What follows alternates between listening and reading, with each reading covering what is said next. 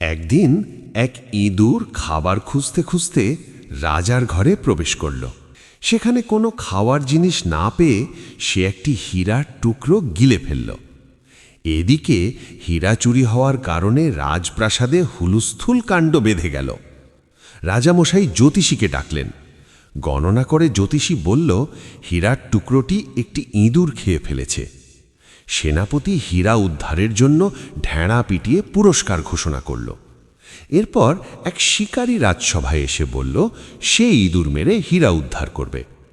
শিকারী যখন ইঁদুরটির খোঁজে বেরোল, তখন দেখতে পেল হাজার হাজার ইঁদুর একে অন্যের সাথে দল বেঁধে রয়েছে, আর একটা মাত্র ইঁদুর সবার থেকে আলাদা এক জায়গায় একটি ইঁটের ওপর বসা, যেন সে সিংহাসনে বসে আছে। শিকারী তখন ওই ইঁদুরটিকে হত্যা করে তার পেট চিরে হীরার টুকরো বের করে রাজার হাতে তুলে দিল।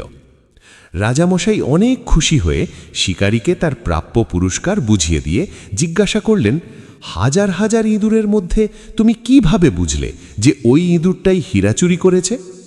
শিকারী মৃদু হেসে জবাব দিল, এটা খুবই সহজ মহারাজ।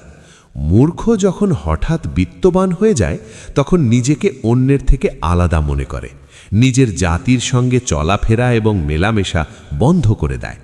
এই মূর্খ ইঁদুরটাও তাই করেছিল। হীরা চুরি করে নিজেকে সবচেয়ে ধনী এবং ইঁদুরদের রাজা ঘোষণা করে আলাদাভাবে বসেছিল। নীতিকথা, হঠাৎ অর্থাগমে স্বজন বা বন্ধুবান্ধব ভুলে গেলে ধ্বংস সন্নিকটে।